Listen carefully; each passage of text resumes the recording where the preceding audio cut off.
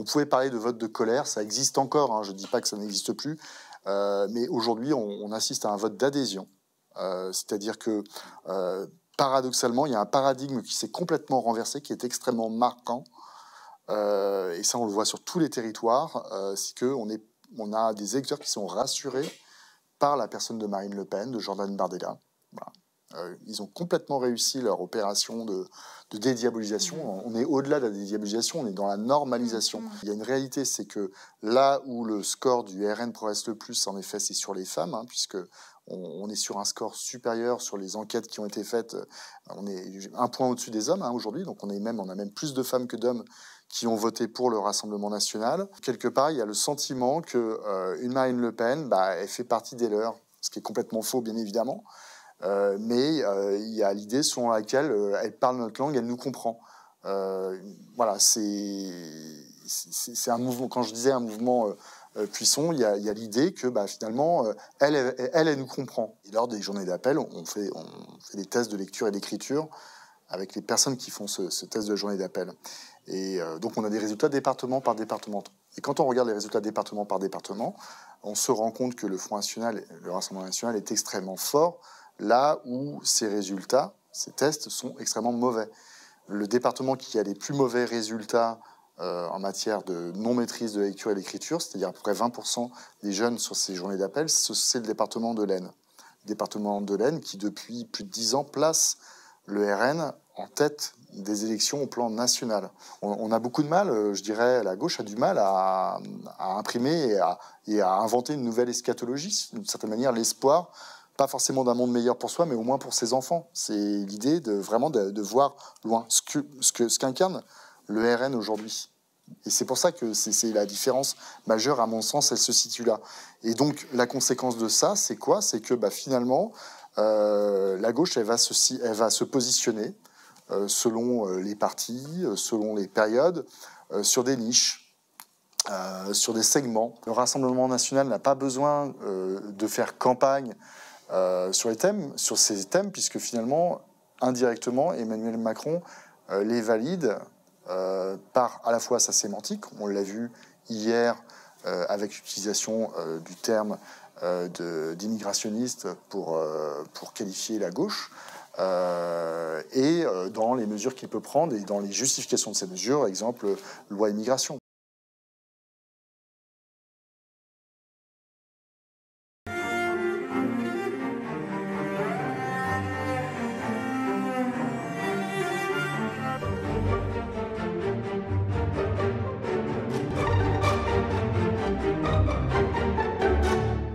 Bonsoir à tous et bienvenue sur l'antenne de QG.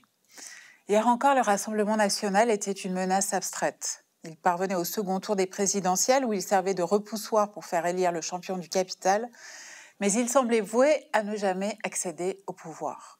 Changement de décor complet après ces européennes 2024 où 93% des communes françaises ont placé en tête le parti de Marine Le Pen. Après la décision de dissoudre d'Emmanuel Macron, la menace est en train de s'incarner à une vitesse accélérée et toutes sortes de scénarios sont envisagés qui vont bientôt changer le destin de notre pays.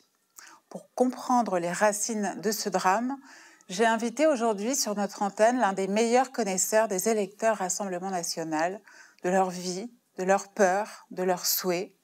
Vincent Jarousseau, photoreporter, est parti à leur rencontre depuis 10 ans désormais et il en a tiré 2 enquêtes illustrées, 2 romans photos passionnants, L'illusion nationale avec Valérie Higounet et Les racines de la colère, 2 ans d'enquête dans une France qui n'est pas en marche. Merci Vincent d'être avec nous sur QG aujourd'hui. Bonjour. Et tout d'abord, j'aimerais savoir tout simplement ce que vous avez ressenti le 9 juin au soir en découvrant la carte de France recouverte de bleu marine, à l'exception de quelques métropoles comme Paris, bien sûr. Je pense que comme beaucoup de monde, j'ai pas été surpris par le résultat, puisqu'il était quand même largement annoncé par les nombreux sondages qu'il y a eu pendant cette élection. Et puis d'autant au-delà des sondages, on s'inscrit malheureusement dans un mouvement de fond extrêmement puissant et ancien qui d'élection en élection s'amplifie. l'actualité des 2 dernières années, et je dirais cet exercice aussi du pouvoir par Emmanuel Macron, à la fois sur les thématiques abordées, ont bien évidemment amplifié ce mouvement. Donc oui, j'ai pas du tout été surpris, à la fois par la géographie qui se nationalise complètement, hein, c'est-à-dire qui pénètre maintenant l'ensemble des territoires, des catégories sociales aussi. Et donc c'était tout sauf une surprise. Alors, le parti d'extrême droite, le Rassemblement national, a remporté en 2024 31,37% des suffrages exprimés, soit 8 points de plus que lors du dernier scrutin en 2019, hein, où déjà le Rassemblement national était très haut aux européennes, et 21 points supplémentaires en 20 ans. Alors bien sûr, ça va être tout l'objet de cet entretien, mais quel est selon vous le carburant numéro 1 d'une telle croissance ? C'est une vaste question. C'est vrai qu'on assiste à une progression, mais je pense que fondamentalement, le carburant, la puissance de cette lame de fond qui est ancienne, qui n'est pas nouvelle, que l'on pourrait dater d'une certaine manière à 2002, hein, qui est quand même le tournant où, pour la première fois lors d'une élection présidentielle, le Front National, avec Jean-Marie Le Pen à l'époque, arrivait au second tour d'une élection. C'est, je dirais, le projet qui a été porté et ce que peut incarner ce parti pour un certain nombre d'électeurs. Il y a une dimension que la gauche pouvait, d'une certaine manière, incarner dans les années 60-70, une dimension eschatologique dans le discours, à savoir que adhérer d'une certaine manière aux idées de ce parti, c'est quelque part pour beaucoup d'électeurs l'espoir tout simplement d'un monde meilleur, pas forcément pour soi-même, mais pour ses petits-enfants. Il y a eu des mutations extrêmement profondes hein, depuis 30 ou 40 ans dans la société. J'en ai beaucoup parlé dans mes livres. Hein. C'est notamment l'individualisation des rapports sociaux qui est un puissant carburant aussi dans ce vote. Qui n'est en soi pas nouveau, mais qui s'accélère, qui s'est profondément accéléré lors du précédent quinquennat. Après, il y a quand même aussi deux événements majeurs, à mon avis, qui ont accéléré ce mouvement. On n'y revient pas souvent, mais ça commence à être ancien. Ça va faire bientôt 20 ans. Ça a été le référendum de 2005 sur le traité constitutionnel européen, où une majorité de Français avaient voté contre ce référendum. Voilà. Et puis derrière, on connaît la suite de l'histoire avec finalement un déni de démocratie, puisque on a adopté l'équivalent des mesures qu'il y avait dans ce référendum au travers du traité de Lisbonne. Donc une forme une forme de trahison. Ça a été vécu comme une trahison par nombre d'électeurs. Et puis aussi les conséquences aussi très lourdes, très profondes de la crise de 2008, de la crise financière cette fois-ci, hein, qui a accéléré le processus de désindustrialisation, notamment du grand quart nord-est de la France, hein, de l'ensemble des territoires, mais particulièrement des territoires ruraux, où il y avait encore une présence industrielle. Mine de rien, quand on remonte 15 ans en arrière, on avait un pourcentage dans l'économie de l'industrie qui était encore relativement présent et qui s'est véritablement effondré au cours des années 2010. Et tout ça, je dirais, c'est un mouvement qui vient de loin, hein, mais qui se retrouve aujourd'hui traduit dans ces élections et dans les élections précédentes. Alors, votre enquête hein, de fond sur ces classes populaires qui votent Rassemblement national, elle a commencé très tôt, elle a déjà 10 ans en fait, puisque c'est en 2014 que vous avez commencé à travailler sur ce sujet, qui n'était pas forcément le plus à la mode hein, à l'époque. Et vous avez publié quelques années plus tard L'illusion nationale, j'en parlais tout à l'heure, en 2017, qui portait plus spécifiquement sur les municipalités, les villes qui avaient été conquises par le Rassemblement national, en l'occurrence Hayange, Beaucaire, Hénin-Beaumont. Et on découvrait, grâce à vous, toute une population, toute une sociologie particulière de ce vote. Aujourd'hui, on voit très bien que ce vote s'est élargi, que de nouveaux territoires sont concernés, que de nouvelles catégories de la population sont concernées. Comment est-ce que vous évaluez cette évolution ? Quels sont les nouveaux électeurs du Rassemblement national ? Oui, alors, disons que depuis 10 ans, ce qui s'est produit, c'est qu'il y a 10 ans, quand je commence ce travail avec Valérie Gounet dans ces villes, nous, l'objectif, c'est d'aller dans ces territoires et vraiment d'aller à la rencontre des électeurs. Voilà, des habitants, hein, qu'ils soient d'ailleurs ou non des électeurs du Front National. Et c'est vrai qu'on a assisté à un élargissement. Moi, j'ai voulu élargir aussi mon propos derrière, c'est-à-dire que en commençant à travailler sur le vote Front National, finalement, j'en suis arrivé aussi à vouloir documenter ce qui pouvait nourrir ce vote. Et pour moi, il y avait un aspect extrêmement important qui était notamment voilà, les mutations du travail, hein, qui ont eu de nombreuses conséquences démocratiques. Et on voit qu'aujourd'hui, il y a une pénétration très forte depuis la présidentielle et de surcroît depuis ces dernières élections dans les petites villes et non pas dans les campagnes très rurales. Hein. Je parle des petites villes de 2000 à 20 000 habitants, pour faire vite, donc qui sont un peu les villes où on est allé pour l'Illusion nationale, et en particulier dans des villes un petit peu dortoirs, où on a beaucoup de ce que j'appelle de petits moyens. Moi, actuellement, je mène un travail dans l'Oise, un travail documentaire dans l'Oise, un peu partout dans le département, et c'est extrêmement intéressant de voir la carte électorale dans ce département. On a d'un côté, par exemple, le Creil, Nogent-sur-Oise, Montataire, où on a beaucoup de cités, une population immigrée importante, finalement des caractéristiques assez proches de la Seine-Saint-Denis ou de certains grands ensembles du Val d'Oise, où LFI fait des scores astronomiques, plus 35% à Creil par rapport à 2019, à l'élection européenne de 2019, donc c'est tout à fait symptomatique. Mais si on fait quelques kilomètres et que l'on va dans une commune voisine située à 5-10 minutes, donc pas dans la campagne profonde, petite ville comme Coffry, où on a 3000 habitants, avec beaucoup de lotissements, beaucoup de néos arrivants, qui sont vraiment des cités dortoirs, où il y a assez peu de vie sociale, finalement. On a un Front National, un Rassemblement National à 51%, ce qui est évidemment très au-delà du score national. Alors, qu'est-ce qui se passe dans ces quelques kilomètres que vous évoquez? Qu'est-ce qui change, en fait? Qu'est-ce qui se passe, par exemple, moi, dans cette ville que je connais bien, puisque je suis des élèves dans un collège, donc j'ai vraiment la sociologie.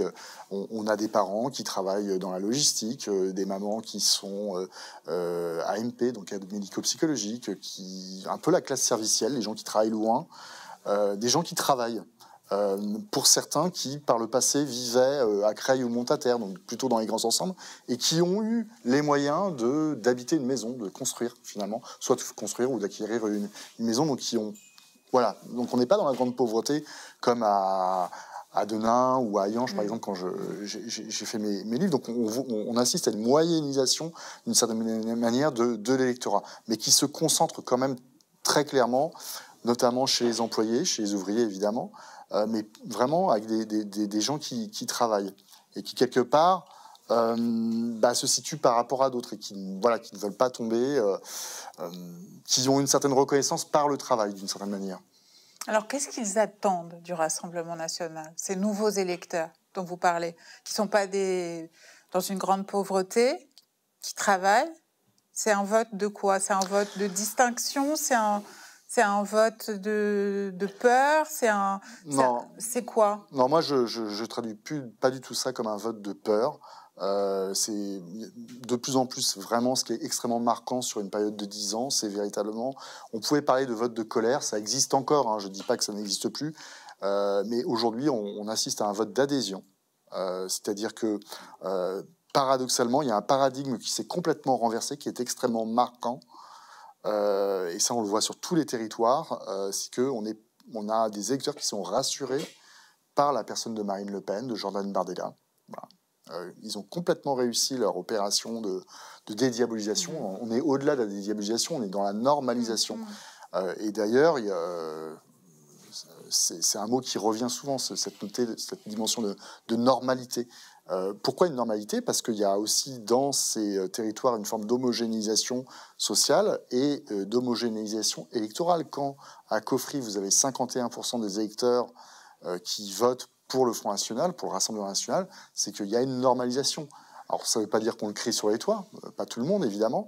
Voilà, après, des attentes particulières, oui, il peut y avoir des attentes, notamment sur des questions liées au pouvoir d'achat. C'est-à-dire que c'est un discours qui a beaucoup pénétré ces dernières années, d'où, d'ailleurs, ces derniers jours, le le fait que le RN insiste beaucoup sur la diminution de la TVA sur les carburants. Je parlais de salariés qui se déplacent beaucoup, qui font de longs déplacements pour travailler. Cette thématique, elle est complètement corrélée, par exemple, au pouvoir d'achat. Et c'est quelque chose qui revient souvent. Après, alors, le RN est en train de reculer sur beaucoup de ses promesses avant même le premier tour, puisqu'ils sont en train de revenir sur la TVA, sur l'abrogation de la réforme des retraites, etc. etc. C'est-à-dire qu'on voit qu'à partir, dès que le pouvoir se rapproche, mais attention, le courage reflue aussi. C'est pas les programmes en tant que tels qui vont déterminer le vote. Moi, ce que j'ai beaucoup entendu, j'étais par exemple il y a quelques jours avec des gars qui travaillaient sur un chantier de BTP, petits BTP, des artisans, petits salariés, et les salariés qui les accompagnaient. Bon, beaucoup d'abstentionnistes là-dedans, mais des gens qui disent voilà, si j'avais dû voter, j'aurais voté pour Bardella. Et ce qui revient tout le temps, c'est il faut que ça change, c'est plus possible. Voilà, il faut que ça change. Et ce changement, il est incarné par qui? Il est incarné par ce parti aujourd'hui. Mais c'est un changement d'une certaine manière qui rassure. Par opposition, et c'est le constat que je fais, il n'y a aucun jugement de valeur dans mes paroles, mais par opposition d'une certaine manière, par un Jean-Luc Mélenchon qui ne rassure pas du tout. On va y venir. On va venir dans l'entretien à la perception de la gauche dans ces catégories-là. Mais restons un moment, parce que c'est très intéressant et c'est nouveau, sur la perception de Jordan Bardella et de Marine Le Pen. Si je prolonge un petit peu votre propos, on peut parler d'une espèce de soft power conservateur qui fait que finalement, dans un monde un peu inquiétant, ils incarnent une sorte de conservatisme français, de normalité française. C'est vrai que moi, il y a une chose qui m'avait énormément frappée, c'est un des grands souvenirs que je garde de votre livre, L'illusion nationale, c'est que vous faisiez parler des jeunes filles. Alors, c'était des catégories assez pauvres, là, pour le coup, mais du Nord notamment, et elles appelaient toutes Marine Le Pen par son prénom. Elles l'appelaient Marine.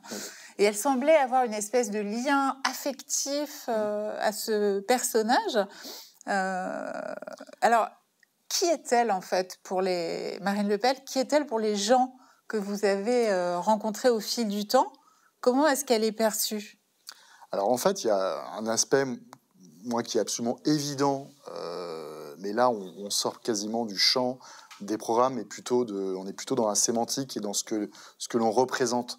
C'est-à-dire que le Rassemblement national, je ne parle pas du Front national de Jean-Marie Le Pen, mais dans la stratégie de Marine Le Pen, notamment depuis son implantation, donc maintenant ça remonte à une vingtaine d'années, à Hénin-Beaumont et globalement dans le bassin minier, ça a été une mutation populaire de ce parti. C'est-à-dire qu'il y a eu l'idée de prendre le contre-pied de la manière dont la classe politique pouvait s'exprimer, mais au-delà de la classe politique, les élites culturelles. Pas forcément les élites économiques, je fais le distinguo entre les deux, et c'est tout le paradoxe. C'est-à-dire que dans le phrasé, le parler de Marine Le Pen, dans la communication, la manière de saluer les gens, de faire des selfies. Moi, je l'ai beaucoup observé comme photographe en les suivant.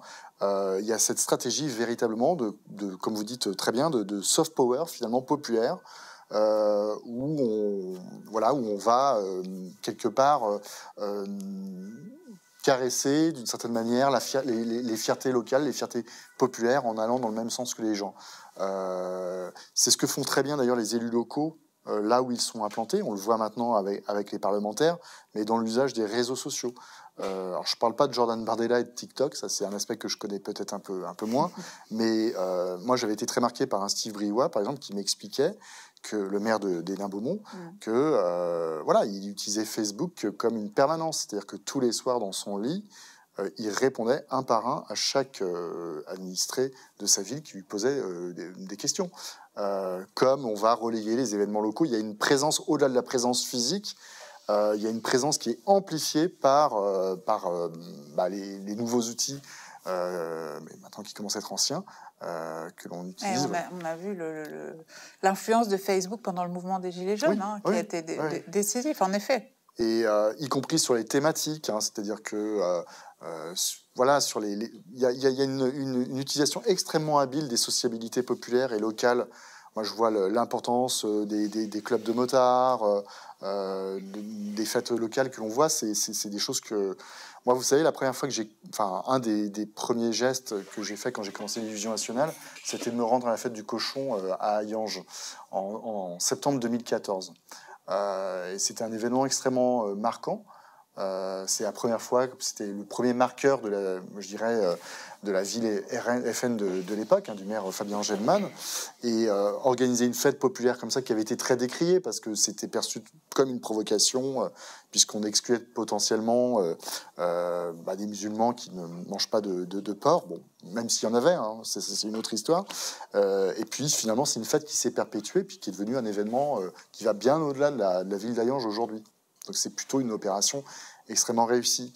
Et voilà, on voit dans les villes, c'est ce qu'ils ont fait depuis 10 ans, et je pense que c'est très intéressant de voir ce qui se fait dans les villes. Ils ont finalement mené des politiques assez lisses, où ils ont finalement peu de pouvoir, puisque c'est principalement dans les intercommunalités que ça se joue, mais c'est beaucoup de symboles, beaucoup de petits symboles, où quelque part on soutient d'une certaine manière la fierté locale des gens. Alors, on sait qu'il y a une certaine féminisation de l'électorat Rassemblement national, ce qui n'était pas le cas de l'électorat Front National il y a encore quelques années. Il y a une réalité, c'est que là où le score du RN progresse le plus, en effet, c'est sur les femmes, puisque on est sur un score supérieur sur les enquêtes qui ont été faites. On est un point au-dessus des hommes aujourd'hui, donc on a même plus de femmes que d'hommes qui ont voté pour le Rassemblement national. Oui. Cet électorat se concentre sur les 30-65 ans, évidemment sur les salariés, et de surcroît sur les ouvriers et les employés. Et je vais m'arrêter un petit peu sur les employés, parce que c'est là qu'on a la plus grosse progression. Et si on parle des employés, on parle de ce que moi j'appelle la classe servicielle, c'est-à-dire le back-office de la société. Et en ce qui concerne donc ça représente en France environ ce qu'on appelle les travailleurs invisibles. On en a beaucoup parlé pendant la crise sanitaire. Les travailleurs de la première et de la seconde ligne, ça représente environ 11 à 12 millions de salariés en France. Ce sont ceux qui n'ont pas pu télétravailler pendant le premier confinement et qui ont été contraints de sortir de chez eux. Et parmi ces salariés-là, on trouve des femmes.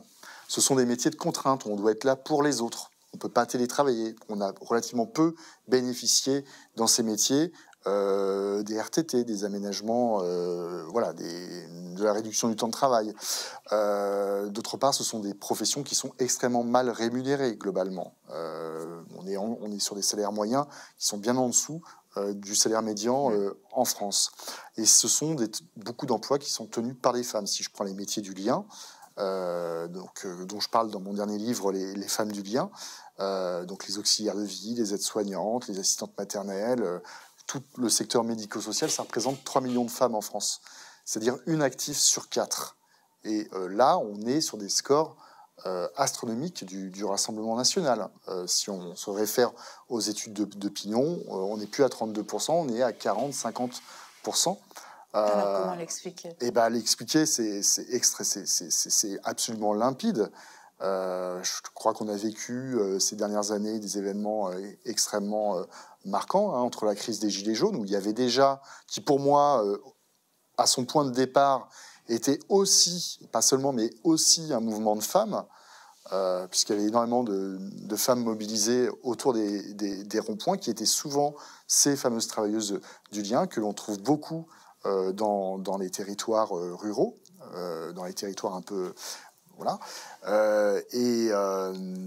Donc il y a eu des revendications à ce moment-là, mais qui sont passées un petit peu... il y a eu la crise de l'hôpital public, bien évidemment, la crise sanitaire, un certain nombre de promesses. Il y a eu le Grenelle, mais qui n'a pas répondu aux attentes et qui ne concernait pas toutes ces professions, notamment dans le secteur médico-social. Et on voit qu'on a d'un côté des besoins extrêmement importants, avec le vieillissement de la population. Il faut quand même prendre en compte que d'ici 2050, un tiers de la population aura des besoins de prise en charge.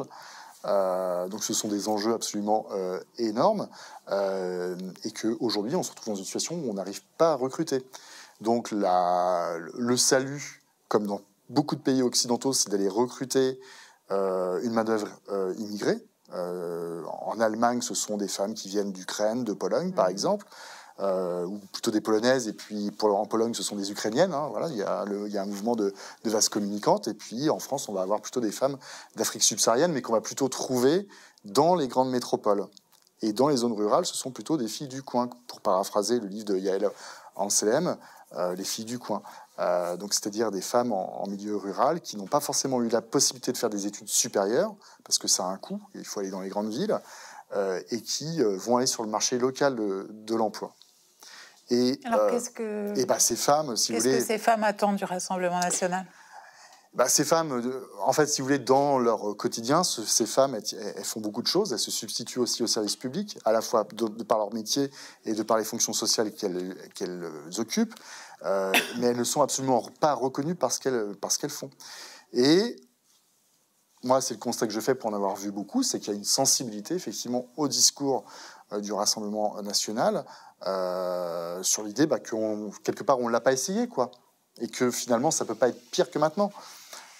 800 000 aides à domicile en France, on est sur des métiers où le salaire moyen est de 1 000 €. Il faut attendre 13 ans pour prétendre à un SMIC.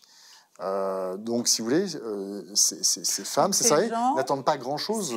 Ces gens attendent une revalorisation de leur pouvoir d'achat du Rassemblement national. Ça va au-delà du pouvoir d'achat. Ça va au-delà du pouvoir d'achat. C'est ce que je disais tout à l'heure sur le soft power. C'est que, quelque part, il y a le sentiment qu'une Marine Le Pen, elle fait partie des leurs, ce qui est complètement faux, bien évidemment. Mais il y a l'idée selon laquelle elle parle notre langue, elle nous comprend. Voilà, c'est un mouvement. Quand je disais un mouvement puissant, il y a l'idée que finalement, elle nous comprend. Moi, c'est ça, j'ai très souvent entendu ce mot-là. Alors, ça ne veut pas dire que toutes les aides à domicile votent pour Marine Le Pen, attention. Hein.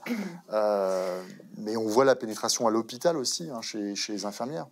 Alors, évidemment, il y a un point dont on n'a pas parlé et qui est absolument central, hein, qui est l'éléphant dans la pièce. C'est que le Rassemblement national, le marqueur, c'est la préférence nationale, c'est l'image du Rassemblement national, c'est la xénophobie. Alors évidemment, c'est un parti qui a évolué, hein, bien sûr, hein, depuis Le Pen père. Mais enfin, on voit bien, chez les cadres en tout cas, qu'il y a encore un nombre important de gens qu'on pourrait qualifier à minima de xénophobes. Comment est-ce que c'est perçu par ces nouveaux électeurs, hein, qui ne sont pas, vous le dites depuis le début de cet entretien, forcément aimantés par cette question-là, mais cette question, elle est dans le paysage. Comment est-ce qu'ils l'accommodent mentalement et est-ce que malgré tout, pour certains d'entre eux, ça reste... c'est-à-dire l'idée qu'il faut fermer la porte et s'occuper des Français et cesser de s'occuper des étrangers et a fortiori d'en accueillir encore davantage, est-ce que c'est un des déterminants de ce vote ? C'est un sujet complexe, mais je vais revenir très très en arrière parce que je pense que c'est important, et à l'illusion nationale en l'occurrence, puisque quand j'ai écrit ce livre avec Valérie, on a fait le choix de travailler sur 3 villes et 3 régions bien distinctes, à la fois Beaucaire dans le sud de la France, avec une population notamment de pieds noirs extrêmement importante, hein, une immigration maghrébine également très importante, à Yange, dans l'est de la France, à la frontière luxembourgeoise, et Hénin-Beaumont, dans le Pas-de-Calais.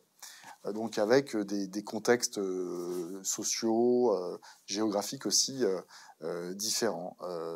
Ce qui était quand même assez marquant dès le début des années 2010, où Marine Le Pen venait de prendre la tête de ce parti, c'est qu'on était en plein dans la stratégie de dédiabolisation qu'elle avait engagée par rapport au père. Et ce que l'on entendait, mais systématiquement, et quelles que soient les régions, de la part des électeurs, c'est ah oui, mais là, attention, c'est pas Marine, c'est pas Jean-Marie Le Pen.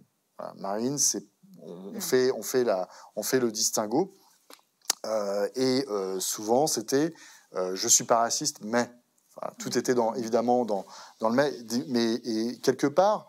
Moi, ce que je pouvais percevoir quand même, c'est qu'on n'était pas dans on peut pas dire qu'on soit dans une forme de racisme racialiste. Il n'y a pas l'idée, sauf quelques exceptions, selon laquelle il y aurait une classe, des blancs supérieurs aux noirs ou à d'autres, aux arabes, hein, par exemple.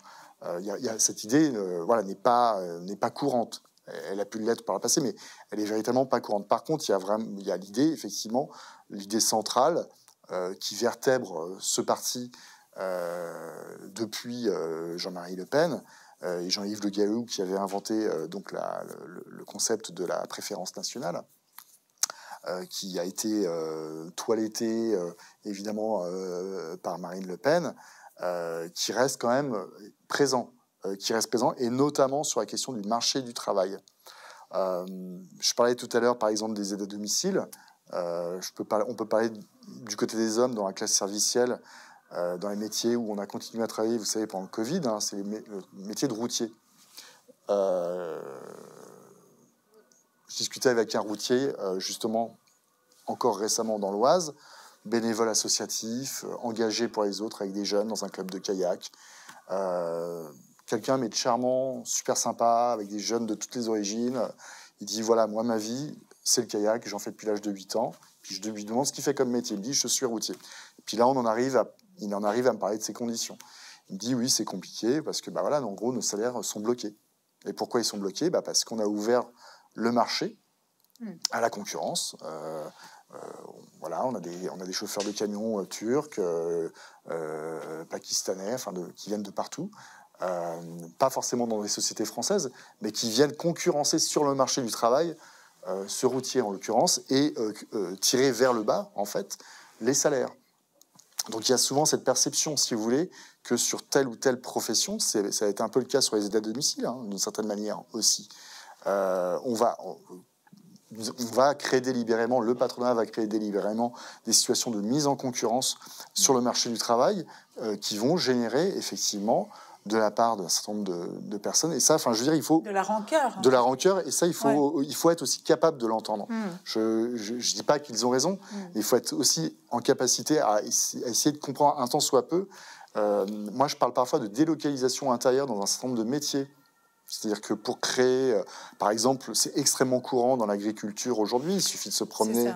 On l'a vu au moment de la crise des agriculteurs récemment, que ces tensions Union européenne étaient très, très puissantes. Pas que. C'est-à-dire que sur la main là, je parle des ouvriers agricoles. Si on prend, par exemple, le cas des maraîchers aujourd'hui, on fait appel à des travailleurs saisonniers. Vous allez dans le sud de la France, à Beaucaire en l'occurrence, vous avez une rue à Beaucaire avec des commerces communautaires sud-américains parce que vous avez une société d'intérim espagnol qui fait venir de la main-d'œuvre qui est originaire d'Amérique du Sud et qui vient travailler chez les fruitiers, les vignerons de la plaine de Beaucaire et qui, sur le marché du travail agricole, créer une forme de concurrence déloyale puisqu'ils sont payés aux conditions. Donc voilà, même par rapport pour le coup à une main-d'œuvre qui est d'origine maghrébine. Et ça, c'est quelque chose dont on vous parle beaucoup. Oui, à la fois on en parle et on le voit. Ça se traduit physiquement. Et ça, je veux dire, il faut pas. Il faut pas au nom du racisme, je dirais. Et oui, il y a du racisme, c'est évident. Il y a du racisme dans les médias. Il y a du racisme au Front National, il y a du racisme dans beaucoup de partis politiques. Je ne vais pas les citer, hein, mais alors voilà, la différence, c'est qu'au sein du Rassemblement National, c'est érigé comme une valeur cardinale et centrale qui se retrouve chez les électeurs. Oui, ça, c'est incontestable. Eux pousseraient des grands cris en vous entendant dire que c'est une de leurs valeurs cardinales, mais... disons qu'il y a quand même une idée de différenciation et de préférence nationale. D'ailleurs, ça a été indiqué là récemment dans les discussions sur leur programme. Enfin, la préférence nationale est en soi raciste. Donc ça, moi je le nie absolument pas. Mais je veux pas non plus, si vous voulez, j'ai envie d'essayer de comprendre pourquoi des électeurs à un moment donné glissent un bulletin de vote pour ce parti. Et se positionnent sur des questions qui les concernent quand même aussi directement et qui peuvent interroger. Voilà, c'est ça qui, moi, m'intéresse. Alors, évidemment, maintenant que le Rassemblement national est aux portes du pouvoir, je précise que quand cet entretien sera diffusé, on sera encore dans une incertitude totale sur qui sera à Matignon. Mais bon, tout ça génère évidemment beaucoup d'angoisse dans le pays, réactive, ce geste du barrage républicain qu'on a pu observer au fil du temps, en 2002, en 2017, en 2022, finalement, qui profite toujours aux candidats du capital. Mais bon, voilà, il y a beaucoup de journalistes, notamment, qui l'expriment en ce moment. J'ai vu récemment, enfin, pas plus tard qu'il y a quelques heures, un journaliste qui est un petit peu, je ne vais pas donner son nom, mais emblématique de la gauche sur les antennes, etc., dire mais les gens ne votent pas Rassemblement national parce que pour abroger la réforme des retraites ou parce qu'ils sont inquiets, ils votent Rassemblement national parce qu'ils sont racistes. Et c'est ça qu'on ne veut pas se dire, qu'on ne veut plus se dire, etc. Qu'est-ce que ça vous inspire, ce genre de propos? Ça m'inspire que c'est extrêmement confortable de dire ça, en fait. C'est-à-dire que, si vous voulez, enfin, extrêmement, pour moi, c'est beaucoup plus compliqué. Il y a ce que les gens disent, il y a aussi ce qu'ils font. Et en l'occurrence, quand on parle de la réforme des retraites et des 64 ans, oui, ça a été... et le fait qu'on passe en force sur ce sujet, paradoxalement, ça profite grandement à un parti comme le Rassemblement national. Il y a quelque chose dont on n'a pas parlé jusqu'alors quand même et qu'il faudrait quand même, sur lequel il faudrait s'apesantir un petit peu parce que je pense que ça ne va pas aller du tout en s'améliorant. Si on analyse un peu les cartes électorales, vous savez, vous avez les journées d'appel. Et lors des journées d'appel, on fait des tests de lecture et d'écriture avec les personnes qui font ce test de journée d'appel. Et donc on a des résultats département par département. Et quand on regarde les résultats département par département, on se rend compte que le Front National, le Rassemblement national est extrêmement fort, là où ces résultats, ces tests sont extrêmement mauvais. Le département qui a les plus mauvais résultats en matière de non-maîtrise de la lecture et d'écriture, c'est-à-dire à peu près 20% des jeunes sur ces journées d'appel, c'est le département de l'Aisne.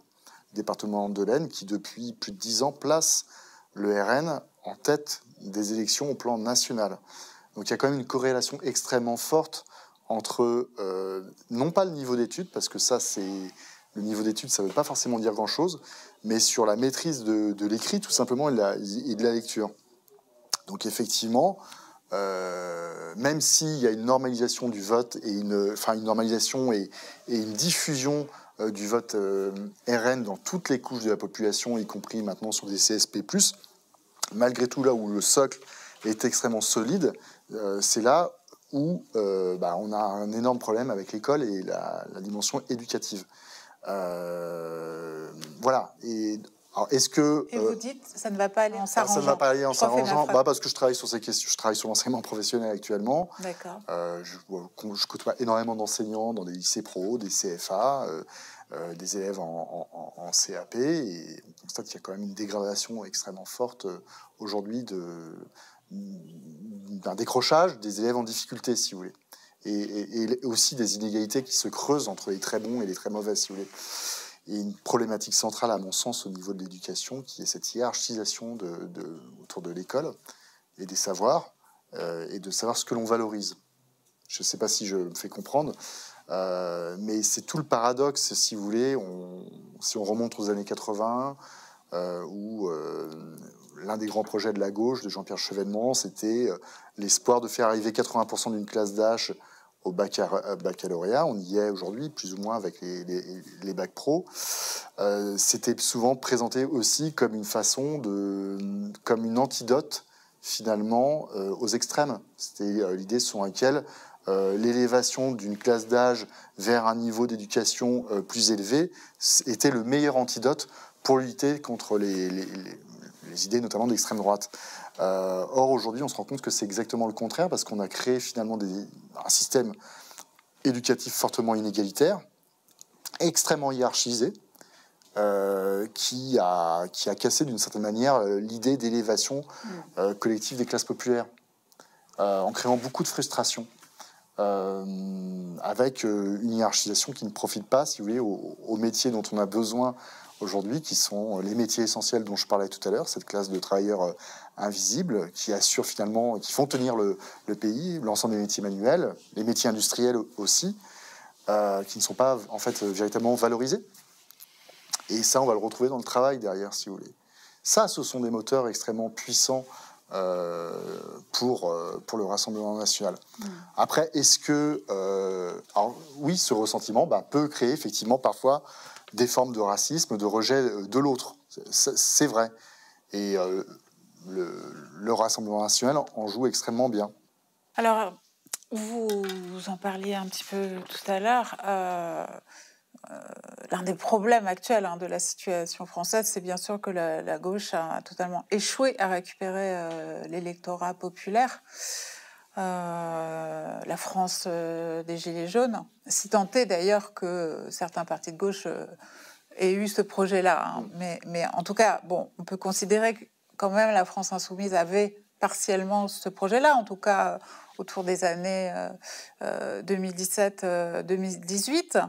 Et on voit qu'en dépit d'un programme social affiché, voilà, le nouveau Front populaire a publié son programme et il y a notamment une élévation du SMIC, des mesures concrètes qui sont avancées en direction des classes populaires. Et on voit néanmoins qu'ils ne sont absolument pas audibles ou très peu audibles dans ces territoires-là. Pourquoi ? Alors, moi, je ne suis pas là pour dire ce que la gauche aurait à raconter. Pourquoi pas ? Oui, mais j'ai pas le. Enfin voilà, j'en suis pas. J'ai pas les compétences et j'ai pas forcément la réponse. Mais pourquoi il plafonne à ce point ? Le fait est que de Voire toute façon, il régresse. C'est même pas qu'il plafonne, c'est qu'il régresse. Ah, mais le fait est que ça ne prend pas. Ça ne prend pas du tout. Il y a plusieurs raisons, mais la raison profonde, au-delà de l'actualité récente sur laquelle je reviendrai peut-être. On va y revenir. Je reviendrai après, mais on parle de la même chose. C'est ce que je disais au début de cet entretien. C'est l'impossibilité à proposer un projet global fédérateur aux classes populaires et au-delà. Parce qu'il y a je pense qu'il y a une incapacité il y a une méconnaissance aussi des évolutions du pays. Je suis désolé de revenir systématiquement sur ces choses-là, mais on continue à voir les ouvriers, les employés tels qu'ils étaient et tels qu'ils existaient dans leur structure sociale dans les années 70-80 encore. Alors, tout ça a été complètement bouleversé. On n'a pas su... la gauche, quelque part dans son logiciel, a beaucoup de mal à aborder les problématiques, notamment liées à l'individualisme, qui est quand même, je dirais, assez antinomique avec ce que devrait être, d'une certaine manière, un projet de gauche. Le communisme, ça vient de commun quand même. Il y a cette idée de destin commun. On a beaucoup de mal, je dirais, la gauche a du mal à imprimer et à inventer une nouvelle eschatologie, d'une certaine manière, l'espoir, pas forcément d'un monde meilleur pour soi, mais au moins pour ses enfants. C'est l'idée de voir loin ce qu'incarne le RN aujourd'hui. Et c'est pour ça que c'est la différence majeure, à mon sens, elle se situe là. Et donc, la conséquence de ça, c'est quoi ? C'est que finalement, la gauche, elle va se positionner selon les partis, selon les périodes, sur des niches, sur des segments. Ça va être le segment, ça va être un segment thématique, ça va être un segment de population, mais elle va généralement être dans une incapacité à s'adresser à tout le monde en même temps. C'est ce que l'on a vu dans la période récente, avec une sorte de marché électoral. Alors, ce qui n'est pas, je dirais, le seul sujet de la gauche, mais de beaucoup de partis. Alors, si on fait aussi l'histoire récente, je parlais de 2002 tout à l'heure et de l'élection présidentielle. Un an avant, il y a des élections municipales qui marquent un tournant pour le Parti socialiste à l'époque. Et puis, je dirais, ses partenaires de l'époque, c'est que le Parti socialiste s'effondre, perd de très nombreux territoires, de très nombreuses communes, mais remporte Paris et Lyon. Et est conforté dans un certain nombre de métropoles. Et ce mouvement, en fait, va jamais s'arrêter. C'est-à-dire qu'on a assisté à un déplacement des électorats sur les grandes métropoles. Donc un électorat qui est plutôt éduqué, avec plutôt un haut niveau de revenus et un renversement complet. Puis on a un autre acteur qui arrive sur la place dans les années 2010, c'est le Parti de gauche, puis la France insoumise, qui effectivement se donne pour mission avant les Gilets jaunes, en 2017, d'aller rechercher les classes populaires dans les quartiers, mais aussi ailleurs. Dans les zones périphériques. Voilà. Et on voit effectivement que sur la dernière période, il y a eu un abandon, du moins pour une partie de ce mouvement, d'aller chercher... on a le sentiment parfois qu'ils ont fait un trait complet sur la possibilité d'aller chercher ces électeurs. Donc, si je résume, vous faites partie de ceux, comme moi d'ailleurs, hein, donc ce n'est pas du tout un jugement, qui considèrent que depuis 2022 à minima, il y a eu une espèce d'abandon de cette France des Gilets jaunes, hein, de cette France périphérique et de priorisation du travail électoral sur... les résultats électoraux sont extrêmement les clairs. quartiers populaires, la Seine-Saint-Denis... Moi, je me suis amusé un peu à comparer... Il y a une mission finalement universelle qui a été un petit peu trahie. Oui, il suffit de regarder les évolutions électorales de 2019 à 2024. Non, mais je dis ça parce que la direction de la France Insoumise nie ça, vous le savez. Alors, oui. Ils n'acceptent pas ce discours. Oui, mais les faits sont têtus, ils sont là devant nos yeux. Quand vous faites plus 35, plus 40% dans certaines communes de Seine-Saint-Denis, à Creil par exemple, c'est plus 35%. Donc c'est absolument... 35, quand on passe de 11 à 45%, de l'électorat sur une élection, c'est qu'à un moment donné, vous avez un discours qui a résonné dans cette partie de la population et qui n'a absolument pas pris ailleurs. Donc effectivement, ils ont fait un choix, mais qui, à mon sens, les cornérise, ne permet pas de construire une majorité. De toute façon, de prendre le pouvoir en France.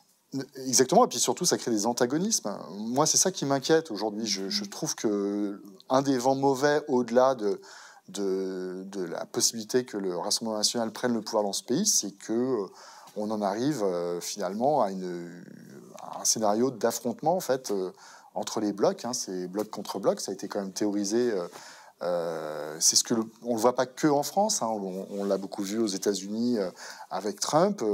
D'une certaine manière, sujet sensible, mais c'est ce qu'on voit à l'œuvre en Israël et en Palestine.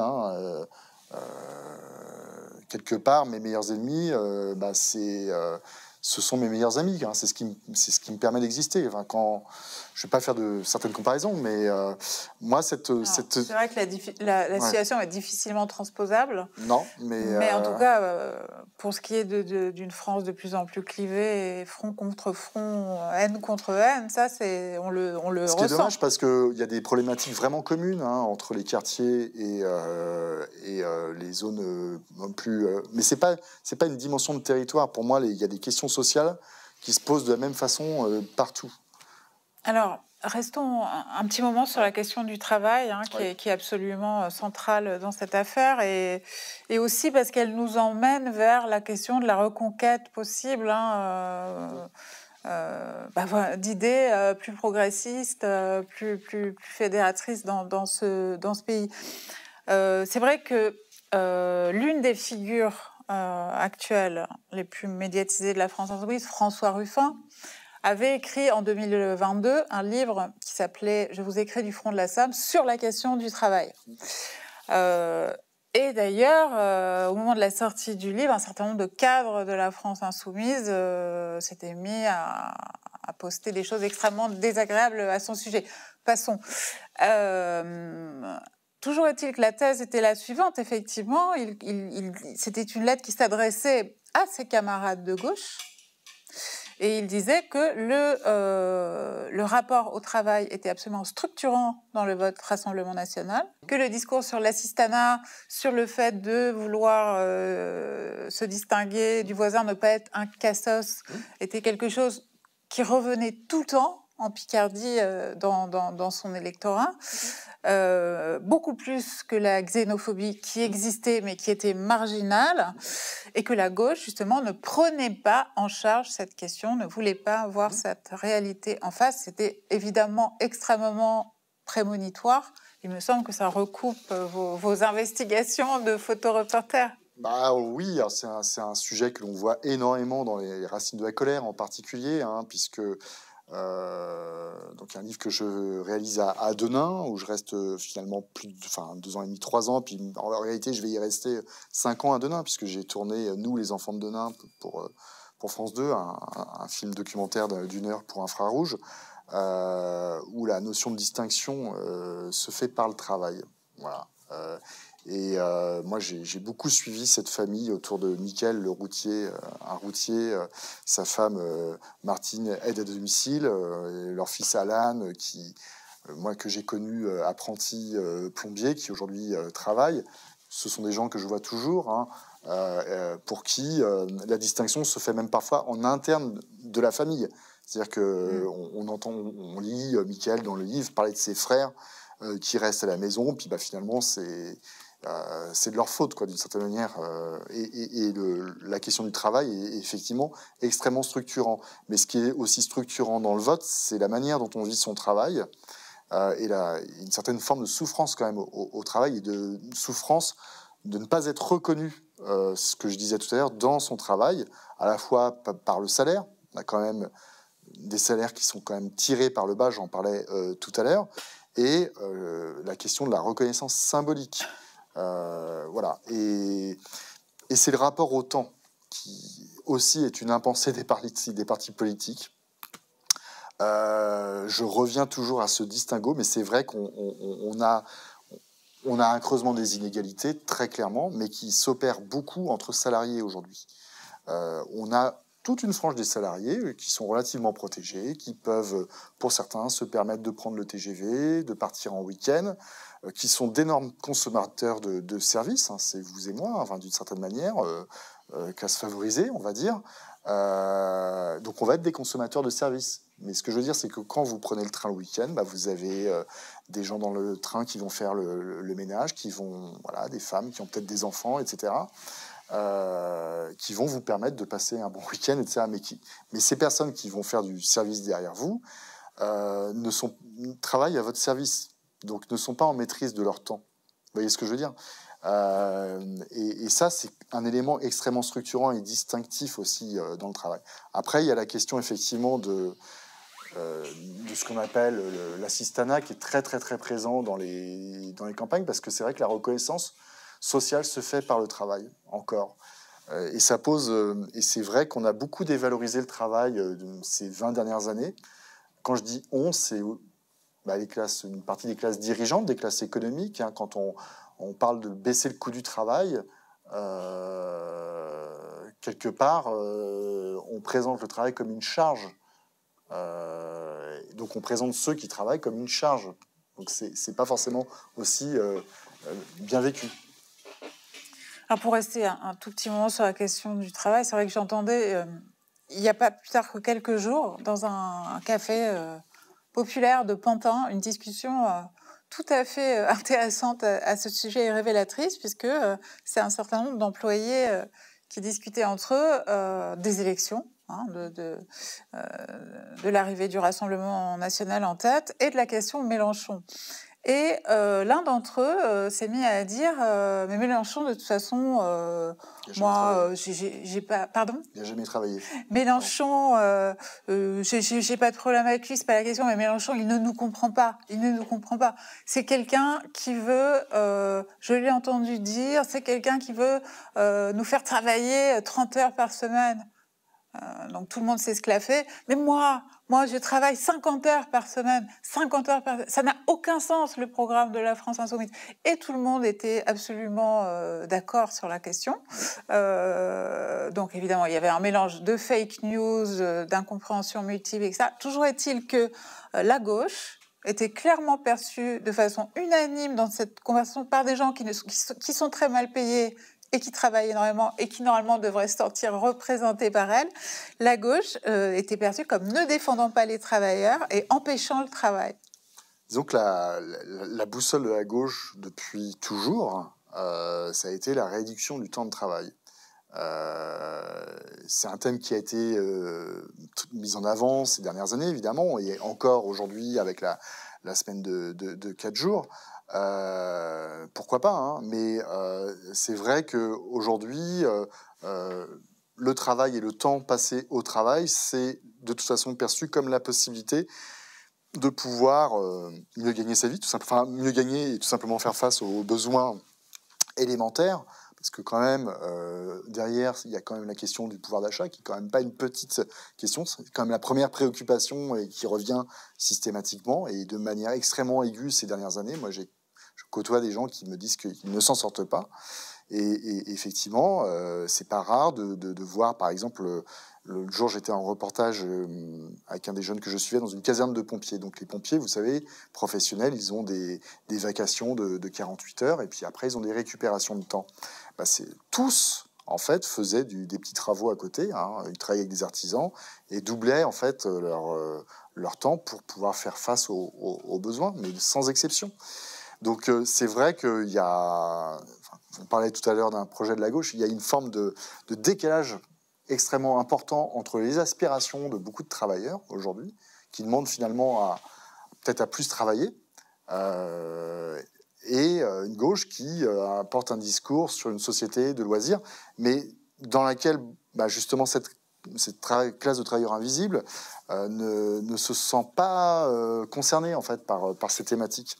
Ça parle beaucoup aux cadres, ça parle beaucoup aux salariés dits protégés, on va dire, qui peuvent travailler dans des grandes entreprises, où il y a des syndicats qui sont représentés, où il y a quand même des cadres. Mais c'est dès qu'on se retrouve dans des petites PME, des petites entreprises, la réalité est tout autre. Moi, sur mon projet, là, je suis des jeunes alternants ou apprentis. Alors, c'est pas du tout un bel exemple, hein, mais moi, je suis un petit jeune qui est apprenti maçon. Donc, il fait de la maçonnerie auprès d'un artisan. Donc, il fait en gros 12 semaines au CFA, Centre de formation d'apprentis, et dans l'année, et 24 semaines en entreprise. Ces semaines en entreprise, il travaille en moyenne 50 heures par semaine, à 15 ans, sur les chantiers. Alors, c'est pas du tout un exemple, c'est pas bien. Et le gamin, ça lui pose aucun problème. Alors, je dis pas qu'il faudrait permettre, mais et tout le monde trouve ça. Pour le travail des enfants. Mais évidemment, mais dans son entourage, personne ne trouve rien à redire et tout le monde trouve ça normal. C'est valorisé. Quand je discute avec les copains, ses copains au CFA, c'est valorisant de dire qu'on a fait plus d'heures que les autres, que y compris pendant l'été, on va peut-être pas prendre toutes ces semaines de vacances et on va les bosser pour prendre un chèque en plus. C'est ça la réalité. Et ça, malheureusement, j'ai l'impression que la gauche n'en a pas conscience parfois. Lorsque je vous avais interviewé il y a 6 ans, en plein mouvement des Gilets jaunes, en décembre 2018, vous m'aviez dit, ça m'avait frappé, entre autres choses, que les figures de Mélenchon ou de François Ruffin, d'ailleurs, n'existaient même pas, en fait, pour les gens que vous croisiez sur le terrain. Alors, évidemment, entre-temps, bon, il s'est quand même passé des choses médiatiquement aussi. Peut-être que Ruffin a peut-être un petit peu plus pris la lumière, je ne sais pas. Mais comment sont-ils perçus actuellement, les gens de gauche ? Bon, alors déjà, je ne l'ai pas dit, mais il est temps de le dire, c'est que la première chose, c'est que les gens que je rencontre, quand je suis avec eux, ils ne parlent pas de politique. On ne parle pas de politique, c'est pas le quotidien, c'est pas leur quotidien. Ça peut venir quand on va les chercher éventuellement. Là, dans l'actualité récente, peut-être un petit peu plus, mais de manière générale, la politique est très très peu présente. Moi, la figure de Mélenchon apparaît pas forcément beaucoup, mais j'en parlais pas plus tard qu'hier avec Adrien, qui est un des protagonistes des Racines de la colère, qui est un ouvrier itinérant qui travaille sur des grands chantiers, un gars de Denain. Qui est un électeur du Rassemblement national et qui me présentait Mélenchon, voilà, comme une figure qui lui faisait peur, quoi, quelque part. Voilà, pour lui, il a une peur. Bon, puis je le lance sur Ruffin, il me dit Ruffin, c'est pas pareil. Alors, lui, il est dans une région où le Parti communiste a été très implanté, et je trouvais une plus forte sensibilité. Donc c'est vrai que ça commence un petit peu à prendre. On sent qu'il est un peu mieux perçu dans ces catégories populaires. Mais je pense que les gens sont surtout sensibles à des responsables politiques qui parlent de leurs problématiques, de leurs questions. Voilà. Mais globalement, on a des gens qui ne vont pas qui globalement regardent assez peu la télévision aujourd'hui, du moins les informations. Les chaînes infos, c'est pas forcément regardé par tout le monde. La presse écrite, n'en parlons pas. Ça passe beaucoup par les canaux locaux, donc les chaînes, enfin soit les journaux, les quotidiens régionaux. Alors les quotidiens régionaux, mais dont on va retrouver sur les pages Facebook, ouais. Donc avec les petites infos locales, donc sur voilà les faits divers qui sont évidemment surinvestis. Voilà. Après, on a aussi des femmes qui vont peut-être un peu plus regarder la télé pour celles qui travaillent à domicile. Parce qu'on imagine bien que cette peur de LFI, de Mélenchon que vous venez de mentionner, qui revient dans certaines conversations, elle n'est pas née de rien, ex nihilo. Elle vient bien des grands médias quand même. Oui. Non, Ce sont eux qui infusent ça. Oui, bien sûr. Il y a une. Là, j'avais cité par exemple une assistante maternelle, Angélique, que j'ai suivie pour les Femmes du Lien, qui travaille donc chez elle. Et le matin, elle regarde les rediffusions de TPMP. Donc, mais au début, elle le faisait avant que quand TPMP était une émission. Pour elle, c'est d'abord une distraction. Voilà. Mais évidemment, ça infuse. Tout ce qui peut être diffusé dans cette émission finit par infuser. Et oui, bien évidemment, ça pénètre cette diabolisation. Il y a quand même une diabolisation, il faut le dire, de ces... Effectivement, vous parlez de TPMP, on voit bien que Hanouna a passé son temps tous les soirs depuis le 9 juin à prôner une union des droites. Le soir et la journée sur Europe. Reconquête, LR, voilà, sur tous les canaux de diffusion du groupe Bolloré. Donc, effectivement, à travers le divertissement, on peut faire passer énormément de choses. Il y a quelqu'un dont on n'a pas parlé pendant tout cet entretien, mais j'imagine quand même qu'on vous en parle aussi sur le terrain, c'est tout simplement Emmanuel Macron. Parce que on a quand même le sentiment que dans un pays déjà où il y avait énormément de tensions, de difficultés, une dégradation de l'emploi industriel, enfin tous les phénomènes qu'on connaît qui sont le terreau du Rassemblement national, il a été la mauvaise personne au pire moment parce qu'il a ajouté à la situation française une dimension personnelle de mépris finalement, d'humiliation des pauvres, quasiment de pauvrophobie que chacun en fait a ressenti très tôt dans son discours. Ah non, mais il y a une détestation dans ces catégories populaires extrêmement profonde qui remonte évidemment au début de son quinquennat, qui a été régulièrement alimenté. Voilà. Et très clairement, l'espoir pour nombre d'électeurs aujourd'hui, c'est vraiment de le dégager, quoi. Donc c'est vrai que le RN a parfaitement compris ça depuis sa prise de fonction. Il incarne tout ce que les gens ne sont pas, en fait. Et voilà, moi, j'avoue que les bras m'en tombent parfois parce que j'ai l'impression qu'il ne comprendra jamais, en fait, cette France-là. Il a beau... il a, par exemple... parfois, il comprend les choses de travers, notamment sur la question de l'assistanat. D'où les mesures d'économie qui sont prises, évidemment, parce que c'est l'argument, c'est-à-dire que les mesures d'économie qui sont prises sur l'assurance chômage, qui sont ni plus ni moins raquettes de nos cotisations, puisqu'on n'a pas de problème de financement de l'assurance chômage, qui est excédentaire depuis 2 ans, enfin depuis plusieurs années. Je n'ai pas les chiffres en tête, je ne suis pas économiste, enfin je sais que ces dernières années, elle était excédentaire, mais ces mesures, on va les justifier par l'idée selon laquelle on aurait des chômeurs de confort. Donc, quelque part, le Rassemblement national n'a pas besoin de faire campagne sur ces thèmes, puisque finalement, indirectement, Emmanuel Macron les valide par à la fois sa sémantique, on l'a vu hier avec l'utilisation du terme d'immigration pour qualifier la gauche, et dans les mesures qu'il peut prendre et dans les justifications de ces mesures, exemple loi immigration. Donc à la fois d'un côté il cristallise sur lui une détestation parce qu'il incarne tout ce que les gens ne veulent pas voir, une forme de mépris qui est extrêmement ressenti, mais de l'autre, pour essayer de rattraper ça, pour essayer de paraître populaire, il va quelque part aller sur ces terrains.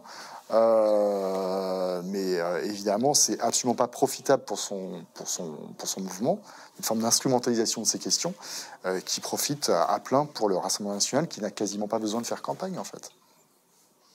Alors on imagine à quel point l'idée même de front républicain, de barrage républicain est inaudible actuellement dans cette situation et dans cet électorat. Néanmoins, comme vous avez depuis 10 ans, je le rappelle, depuis 2014, des conversations régulières avec ces électeurs-là, quels sont quand même les arguments susceptibles de porter ? C'est très difficile à dire. Moi, j'ai eu des discussions récentes ces derniers jours avec, y compris des protagonistes de l'Illusion nationale, qui ne sont pas forcément que des électeurs du RN, mais qui voient aussi, parce qu'ils habitent sur place, ils sont en contact avec... je dirais que peut-être sur une partie que je connais un peu moins du nouvel électorat, c'est-à-dire on a vu que par exemple on avait une frange des retraités plus importante qui votait pour le Rassemblement national ou de cadres. Il y a peut-être des personnes qui peuvent se dire qu'il y a un risque entre guillemets de chaos, quoi. Mais de toute façon, on sera dans une configuration politique où on peut ne pas avoir de majorité du tout, une majorité, mais dans le cas d'une cohabitation où tout va être bloqué.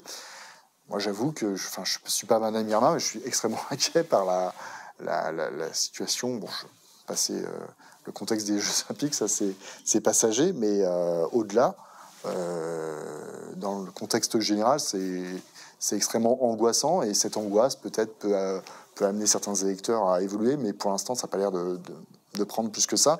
Et surtout, c'est aussi la question de l'offre politique, de la cohérence de ce qui peut être proposé ailleurs.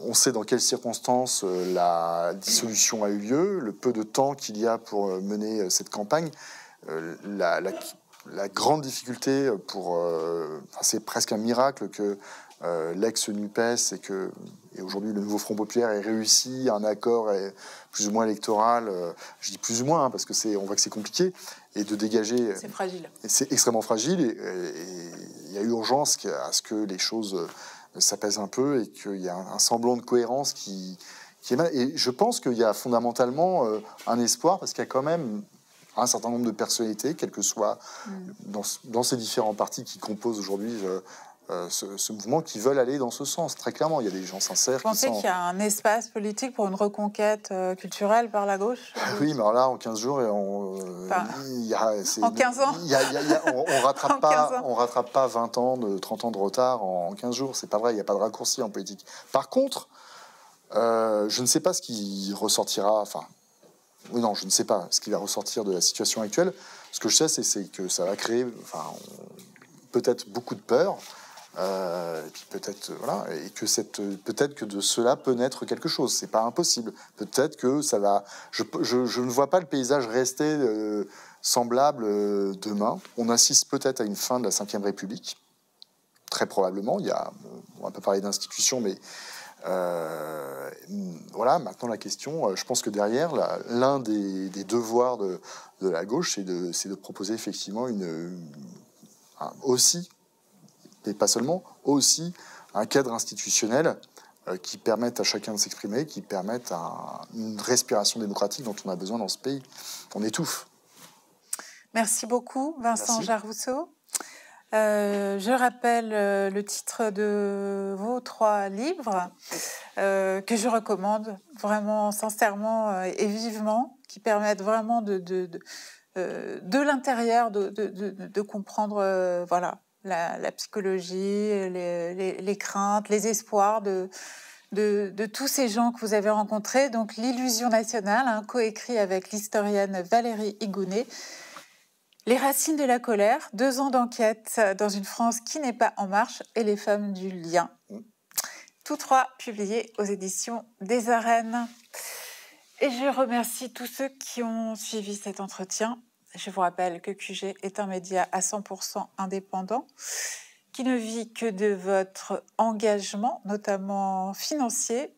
ce qui nous permet de porter un autre regard sur l'actualité. Je vous invite à nous découvrir dès ce soir sur qg.media. À bientôt.